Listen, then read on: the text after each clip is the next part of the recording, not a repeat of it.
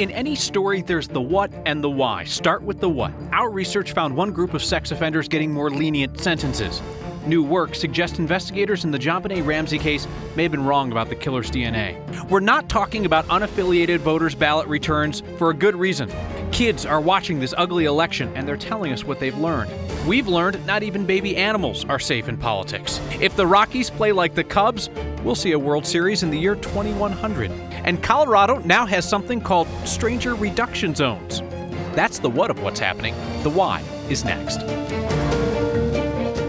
You've told us you want more in-depth examination of important issues rather than just all random crime and tragedy. So here we go.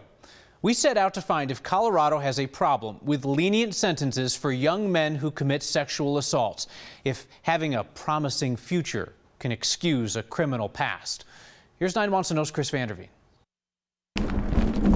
Balloons don't always imply celebration. Thanks again for coming. And gatherings don't always bring joy. And if you guys could set your timers now for 20 minutes. For 20 minutes on this fall day at CU Boulder, a group of dozens sat in silence for people like Helena Meyer. I was only 14 at the time, and I didn't even tell anybody what had happened for months. It is a story she now tells publicly because a former University of Colorado student just 6 months behind will bars not spend any time in prison. Because of stories of young men, one living in California, the other in Boulder. Stories that also did not end with tough sentences. I know a lot of people were really just ashamed of our judicial system for that. It's that same judicial system 9 Wants to Know decided to investigate as we asked, are there other cases out there that also resulted in more lenient Department of Corrections sentences for younger defendants? It's very common, especially with the young man factor, that you would hear a defense attorney say, Judge, you cannot sentence this young man to DOC. You will do more harm than good. We looked at 230 felony sex assault cases in Boulder, Denver, and Larimer counties and found the younger the defendant is, the more likely that defendant is to receive a lighter sentence, something that worries those who work with victims. It sounds cliche, but we have to look at, does the punishment fit the crime, irrespective of age? Let's focus on Class 3 felony sex assault cases. Class 3 because those are generally among the most serious. We looked at how often those under 25 are given prison sentences, how often they're given indeterminate sentences, sentences with no specific end date, and length of sentence for those sent to prison. Now let's see how that compares to defendants older than 25. Notice how in all 3 categories, the older defendants received more. Young people can and do commit very horrific sex offenses. Janine de Annabelle says there is a dangerous myth circulating when it comes to those capable of sex assault. The myth that younger people can't or don't commit sex offenses, and that's just not true. I think every case should be reviewed case by case. Boulder prosecutor Katarina Booth cautions every case of sex assault is unique. I think it's one factor amongst a multitude of factors that could dictate that sentence. Even still, A drink is not consent. Flirting is not consent. women like Meyer say it's time all defendants are treated equally, simply because of the damage they do. It's your freedom sometimes, your confidence, your self-worth. For next, this is Chris Vanderveen. There's another important point to bring up here, one that Chris heard a lot during this investigation. Probation for sex assault, the kind of punishment that Boulder's Austin Wilkerson received a few months ago in a very highly publicized case. Chris is told again and again that is not an easy process. Well, it's nothing like surviving a sexual assault and coming forward, which is where we should also note many victims told Chris they found it beneficial to speak out and be believed. I want to take you live to LaGuardia Airport in New York City. This is a live picture of Republican vice presidential candidate Mike Pence's plane, which slid off the runway upon landing at LaGuardia. No one is injured. The NBC in bed aboard the plane said that Governor Pence stood up to make sure that everyone was okay once the plane came to a stop. Again, this is Governor Pence's plane upon landing in New York City, slid off the runway, no injuries. Clearly, there will be a lot of media attention to this over the next couple of hours as they figure out what went wrong. What possibly could be left to say about the JonBenet Ramsey case after 20 years? Judging by the TV guide lately, plenty apparently. Over the last few weeks, hours upon hours of time have been spent rehashing, reinvestigating, regurgitating old information about that case. Tonight we're looking at something new, something different about the case that brings into doubt the DNA that's at the center of the investigation. In 2008, the Boulder County District Attorney exonerated the Ramsey family, said that the DNA proved they had nothing to do with the murder.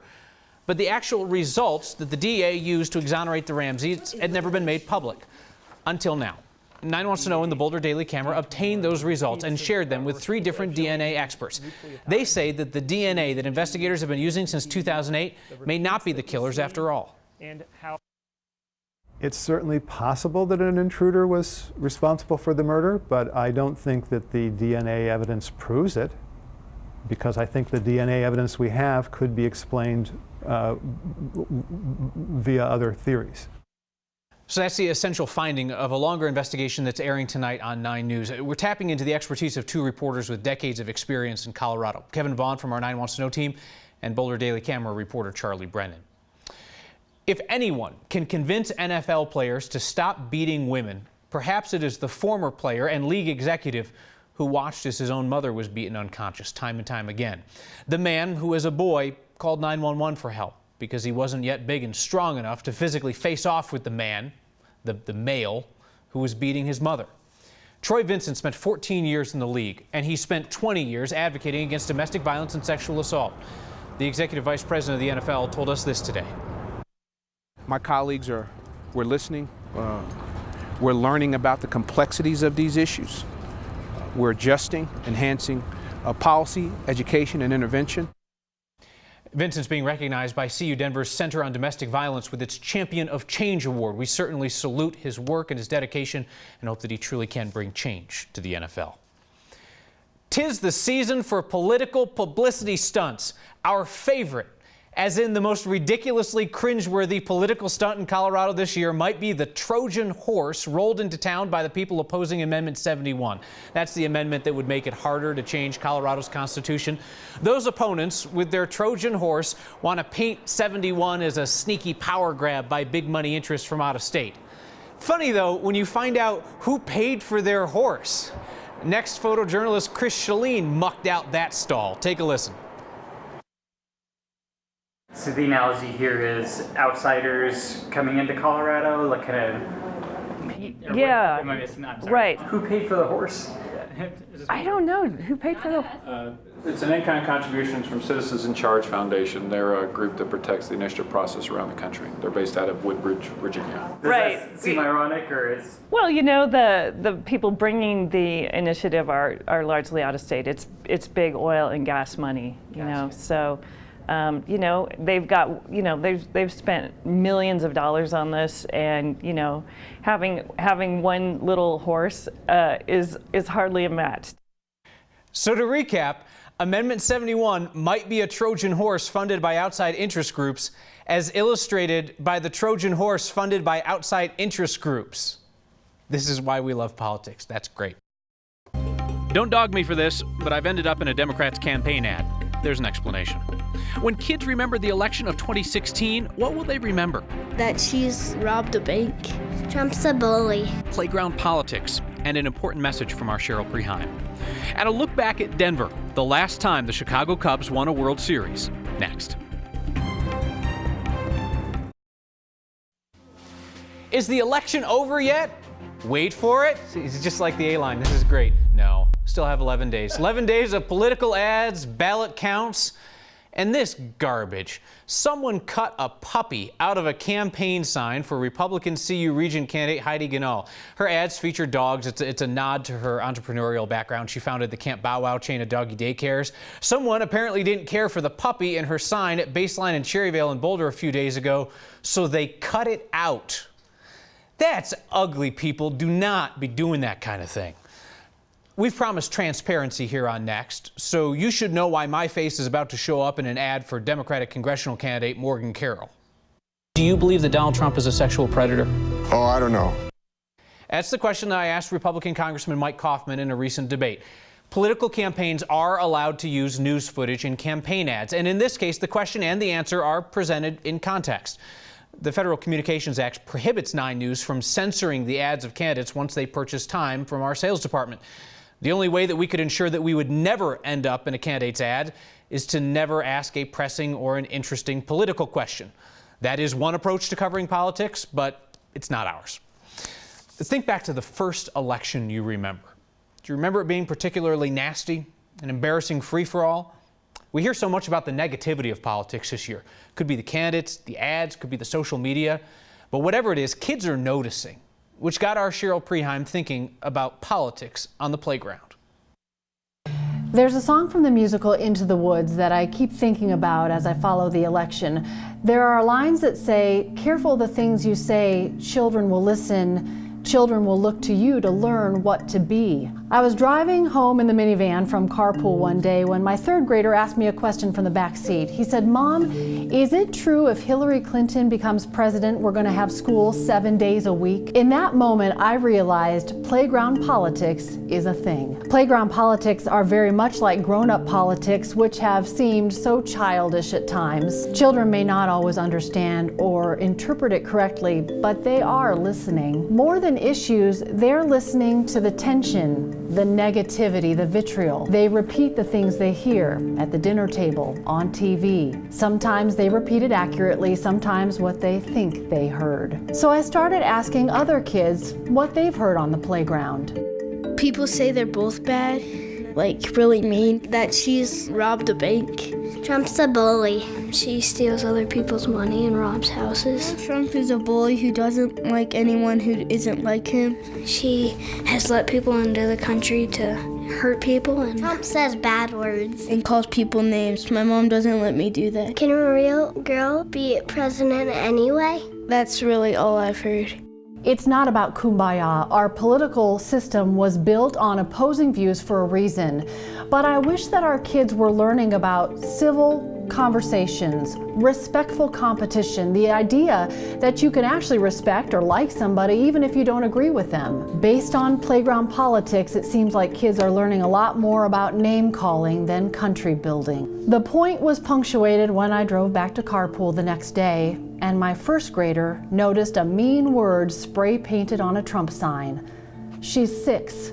This is the first election she will remember. It's not the introduction to the political system that I envisioned for her or any child. Careful the things we say. Children are listening. For Next, Cheryl Preheim, 9 News. The last time the Cubs were world champions, Coloradans were lining up at a newly opened amusement park for a ride on the Tickler. Just what did 1908 look like in Denver? Steve Steger files another ode to awkwardness. Should we pose like they do in the photo, like when they action pose? His trip to a stranger reduction zone, next. Let's start way back on this Thursday for a local look at a now national conversation. The Chicago Cubs, in the last year they won a World Series, 1908. That 107-year drought has been described in a lot of ways, but consider where Denver was that year. Cubs are champions of the world, said that day's Denver Post. 1908, when people talk like this, ball season is over, but the Post is going to give you the same cracking good sports page. 1908 in Denver, the year the Capitol got gold leaf. The first year the Democratic National Convention chose a western city. It'd be 100 years till Denver won that again. Take that, Cubs fans. Our DNC drought was only a century. 1908 in Denver, Lakeside had just opened. Visitors could ride the Tickler, or the Chutes. It's the year Colorado's governor's mansion was built as a private house. Wouldn't house governors till the 1960s. 1908 in Denver, the literal building blocks of our city were beginning to take shape. Larimer and 14th, 17th and Arapahoe, Welton and 17th. And looking northeast up Larimer, where 86 years later, a new ballpark would rise. And if the Rockies match the Cubs' current feat of futility, 107 years, well, then we can get ready for a Rockies World Series in the year 2100. Next, we are all about pointing you towards solutions to life's problems. We believe the world would be a better place if everyone was just cool with each other, if we said hello to strangers, and if we found just the place to do that today. Public art can make for interesting conversation. Take the art outside the Broomfield Public Library. Why on earth is there a shiny running ostrich here? That's pretty cool. Or what the heck is a borregamid? Who knows? But this art Buongiorno. is absolutely meant to spark conversation. Guten Tag. The stranger reduction zone. Let's see if it lives up to its promise. First step, make eye contact. Most people they're usually on their phone, talking on their phone, maybe looking at emails. Make eye contact. Okay. Seems to work. Press the button. Hello. Konnichiwa. Konnichiwa. Konnichiwa. You want to press the button? Sure. Здравствуйте. You want to try to say that? I have no idea what that means. Здравствуйте. Make eye contact and say hello. Seems simple enough. Or you could do what Roy does. Maybe they're wearing a shirt that I like, or they have on a hat that's there. I may turn around and be like, oh, hey, I really like your shirt. Where'd you get that? Or I really like your hat, by the way. Great, That's thank a great hat. At a time when our world is so divided, maybe this is the answer. You might make a new friend that you never thought you'd have. Should we pose like they do in the photo? Like when they're action pose? one arm back. Oh, yeah. There you go, like that. There you go. Perfect. These stranger reduction zones are the creation of Timothy Flood. He's a Denver artist. They are all over Colorado, other states too. Kyle's out looking for a stranger right now. We'll go say hi to that stranger, but we'll track him down next. Your feedback now. Jane Dixon Powell appreciated that we described a domestic abuser as a male instead of a man. She writes there is a distinguishable difference. Karen Colton, talking about Cheryl Preheim's great story on playground politics, says, wow, so well done. Everyone needs to see that. You can help Karen. Share it from the next Facebook page. Until next time, don't be a stranger.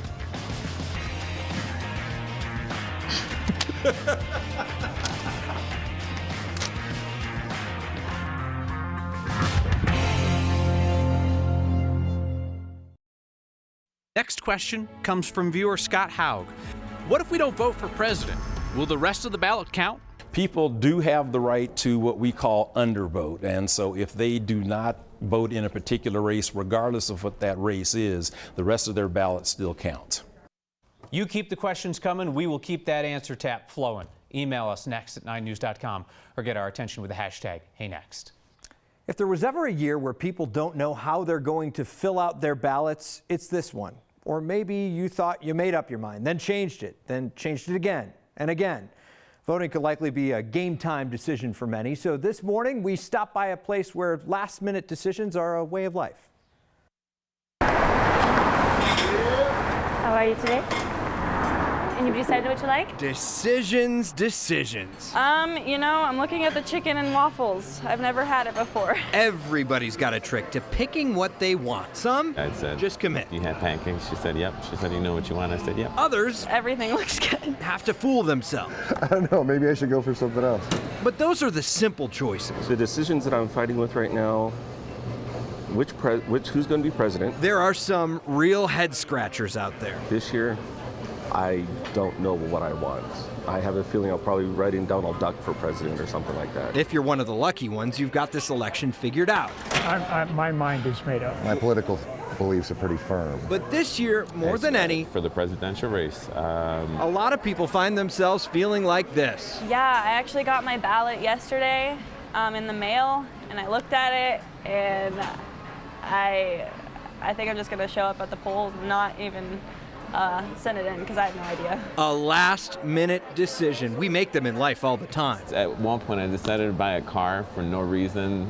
I pierced my nose, and it was the worst. Some getting divorced. More regrettable than others. I love my ex-wife. I love everything that we did together. I miss her. So take it from the folks who know best. I'm gonna go for the chicken and waffles. Maybe it's best to really think about what you want. I should have got pancakes. Instead of just trying to convince yourself. I bet I'll love it. You still do have time. Election day is November 8th. Still have a little less than 3 weeks. For those of you who are already decided, you still have a little less than 3 weeks. Kyle. A small town accounts for 3/4 of DIA's noise complaints. Actually, one guy in one town is 75% of the complaints. We went to see if he has a point. Someone put a Colorado school up for sale on Craigslist. A for effort, kids. And a bear channels Ron Burgundy trapped in the phone booth. I'm in a glass case of motion. That's when the car started rolling.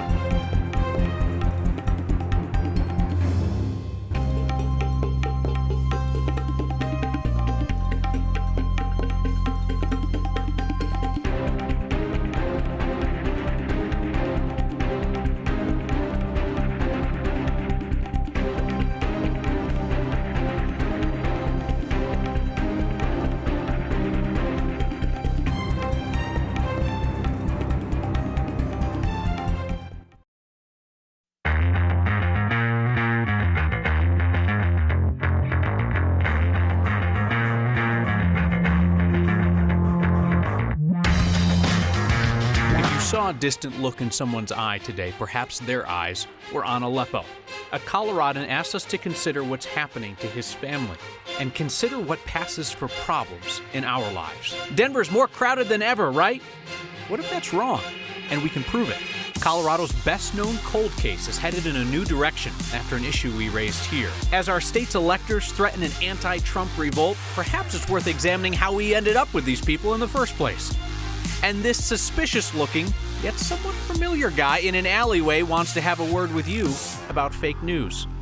But next begins in Aleppo, a world away and right around the corner, where a Metro State student named Obaid Kafo sits in his family's restaurant in Denver and wonders whether the world really cares about the people he loves.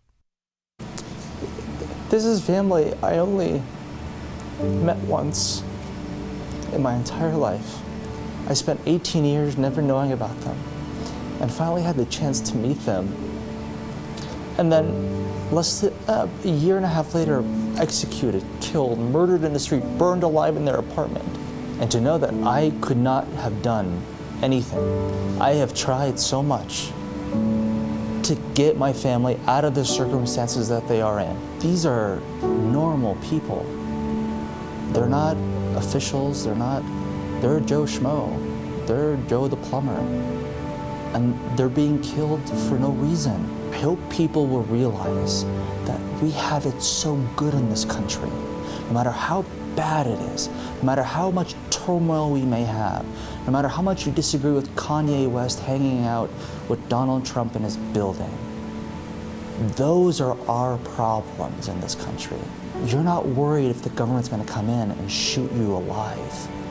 You're not worried about your child going to school and being killed by the same military and law enforcement that is supposed to be protecting and serving its community. That's what we're not realizing.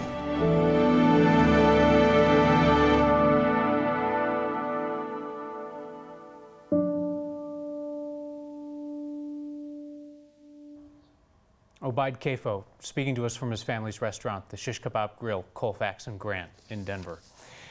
Key players in the JonBenet Ramsey murder investigation have been meeting recently, and in a few days it will be 20 years since JonBenet was discovered dead in Boulder. Police, prosecutors, and the CBI have been discussing developments, including the questionable DNA results recently unearthed by our 9 Wants to Know team in the Boulder Daily Camera. District Attorney Stan Garnett said today that our findings show the need for updated testing on that evidence. Our new review indicated that the DNA found in JonBenet's underwear was not from a single person. Experts tell us that those 2008 DNA results should never have been used to exonerate the Ramsey family. We should be doing all reasonable testing that we can do, and we will be, for all the reasons that you guys talked about in your previous report and the changes in DNA testing. What I'm confident of is that the Ramsey case is more than a DNA case. And to ever have a prosecutable case, we have to have several different parts of it come together.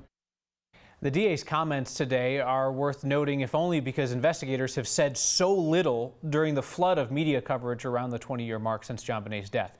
And we'll get into the DA's comments more tonight at 9 and 10. Aurora is currently looking for contributions as it designs a memorial to the victims of the movie theater shooting. All you need to give is your creativity.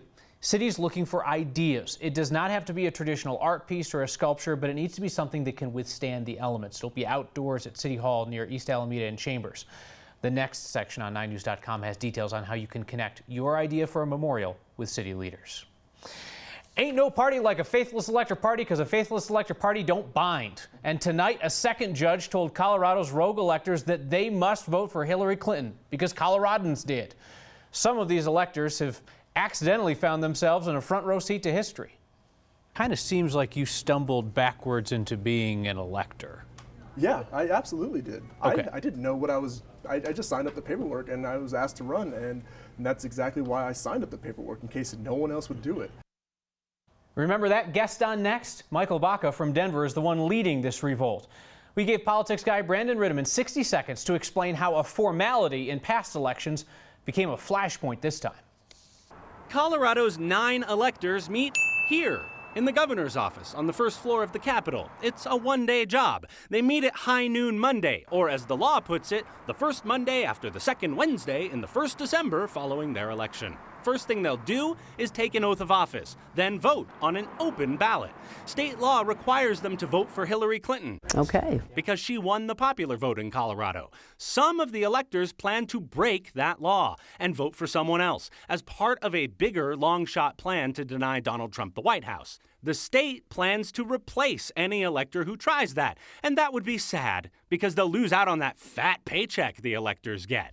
$5 whole and 15 cents a mile to get to and from the Capitol. How do you get this fancy gig? Well, you gotta run for it at the state party conventions. And back then, they had to sign a promise to follow Colorado law and vote for the winner of the popular vote. A fact that really hasn't been helping them as they try to convince a judge to block that law now. For Next, I'm Brandon Riddiman. Next question comes from viewer Francis Siliberti. Can you reuse United States Postal Service priority mail envelopes? I recycled one after carefully blacking out all references to priority to mail an item to a friend in Aurora. The Postal Service then charged the recipient for the envelope. What's going on? We asked the Postal Service about this, Francis, and to make it simple, priority envelopes have to be used for priority shipping. The Postal Service doesn't allow you to black out the priority labels and then use it for regular mail. You can reuse a priority envelope for priority mail, not for general mail. Postal Service expects to deliver 750 million pieces of mail between Thanksgiving and New Year's. So I get it, it's kind of a pain, but keeping things organized and uniform on their end helps us get what we have coming to us. If past is prologue, many of you are just finishing writing and sending out your holiday cards this week. It's all good. Never too late to send out a perfectly polished proof of your wonderful life. You know, family's bright, shining faces, happy poems with your kids' successes spelled out stanza by stanza. Or maybe this year, you've decided to get real, like Sarah Morley, who lives in Denver. No spouse, no kids, but she embraces the single life by featuring her dog Ted on her Christmas card each year. This year, she and Ted reenacted the scene from the movie Ghost, where Demi Moore and Patrick Swayze are getting cozy while making pottery. Sarah's card came complete with a sticker on the outside instructing readers to stop and begin humming the song Unchained Melody by the Righteous Brothers. So far, I've been getting a lot of phone calls that I won Christmas this year, so I'm pretty happy with myself. And I've been single for a while, and I love getting cards in the mail, so I figure Christmas time I can always make it something funny. So, like, last year my dog and I were drinking wine, and he begrudgingly, like, kind of went with it. But, yeah, I think my dog is actually going to file for divorce after this round of Christmas cards, but I don't care because I'm pretty happy with the turnout. I'm in my 30s, and people keep asking me, like, when I'm going to get married, and I'm like, you know what? I'm having a great time with my dog. So I'm going to recreate like a really great love scene from a ridiculous movie in the early 90s with my fat animal. Yep, that wins Christmas. Unless you have a card that can top it. If you do, send it our way. Hashtag HeyNext or email next@9news.com. It's a sign. A bilingual one. Our first bilingual sign comes to us from Manitou Springs, and it reads, "Please pick up after your dog." And the sign continues, "Attention dogs. Bark woof, bow wow woof." So now there's no excuse. Any unclaimed droppings are the mutual responsibility of man and beast, or woman and beast, like Angie Case, the next viewer who spotted this sign in Manitou and filled our mailbox, as so many of you do, with great signs seen around our state. Next@9news.com is how you do that. Received a lot of feedback, including from Ryan tonight. People concerned that I might be under the weather because my jacket isn't very exciting. Ryan, solids are jackets too. Come on now. Can I tell you the crazy Christmas cards that we are receiving from people tonight? Unbelievable. And we are going to share a ton of them next time.